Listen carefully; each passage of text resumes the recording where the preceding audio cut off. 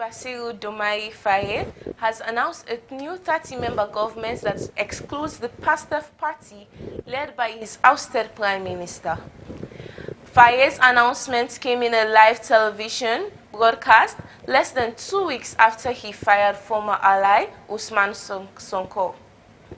The two men fell out amid mounting political and economic tensions, including Sonko's opposition to an IMF-backed debt restructuring plan. Lawmakers rebelled against Faye's decision by reinstating Sonko as a member of parliament and overwhelmingly backing him as speaker. Last week, Faye named senior economist Amadou Aminu Mohamed Lo as prime minister, saying he has the expertise to steer Senegal out of its crippling debt. A popular figure, Sonko, announced on Monday that PASTEF will not participate in the new government, deepening the country's political crisis. In a post on X, he said points of disagreement emerged in discussions with Faye on Monday about the future roles of the party, which holds a large parliamentary majority. The political upheaval comes as Senegal tries to navigate a crisis stemming from the discovery in 2024 of misreported debts by the previous government. The IMF froze its $8.1 billion lending program with Senegal following the discovery, which pushed the country's end 2024 debt level to 132% of its economic output. Senegal expects to resume talks with the IMF in the week of 8 June. The Mozambican government said in a statement late on Monday that 5 of its citizens were killed in xenophobic attacks in South Africa over the weekend. It said around 800 Mozambican nationals were caught up in the violence that broke out in the southern coastal city of Mossel Bay on Friday. The region has seen protests against illegal migrants, similar to demonstrations that have swept across South Africa in recent weeks. Maputo's press office said another 2 people had died in a road accident as they traveled in a private vehicle back to Mozambique. The violence prompted about 300 Mozambicans to return home by their own means on Saturday, the statement said. The remaining just over 500 have since been sheltered in a safe location in the Western Cape province, and as of today, 1st June, the process of their repatriation to Mozambique is already underway, it said.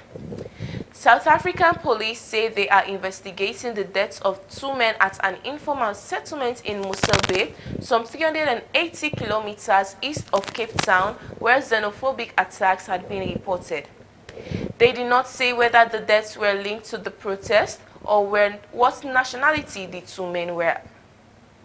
But the area mayor, Dak Kotze, voiced deep concern and dismay at the current xenophobic attacks where people have been murdered, houses burned, and families displaced. Amid South Africa's high unemployment and economic difficulties, anti-immigrant sentiment has surged to history levels in recent months. People are frustrated, said Braham Anikon, director of PASOP, People Against Suffering, Oppression and Poverty, a Cape Town non-profit organization that supports asylum seekers, refugees and immigrants. It's hard to fight for jobs. It's hard to fix the economy. It's hard to create opportunities. It's very easy to blame someone, but it's hard to blame the elected leadership who have the majority of support on the ground.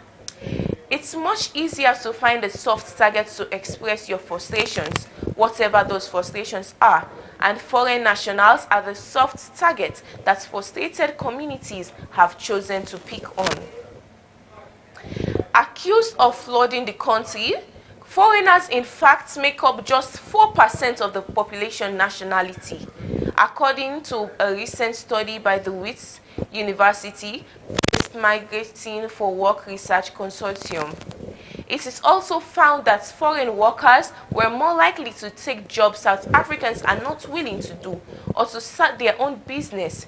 21% were self-employed, 11% were employers. The country has faced recurring waves of xenophobic violence since 2002, when dozens of migrants were killed and thousands displaced in attacks across the country. One citizen-led group, March and March, has issued an ultimatum for illegal migrants to be expelled from the country by June 30th. Benin's President Mahmoud Wadagni landed in Lagos Monday for talks with President Bola Tinubu. The trip is Wadagni's first abroad since taking office on May 24th. Nigeria is seen as Benin's most important ally in the region. During a coup attempt against President Patrice Talon last December, President Tinubu ordered Air Force jets to bomb positions held by rebel soldiers. The coup attempt came as Benin prepared for a presidential election in April. On Tuesday, AFP reported that Wadagni had begun a visit to Niger, with whom Benin has had fraught ties since a coup there in 2023. Niger has kept its borders with Benin closed, citing security fears. Benin, in turn, used its leverage to block Niger's oil exports. Landlocked Niger uses Benin's port to load its crude for markets abroad. That's all we have time for on News Around Africa by Magic TV, and I'm Esther Wilson.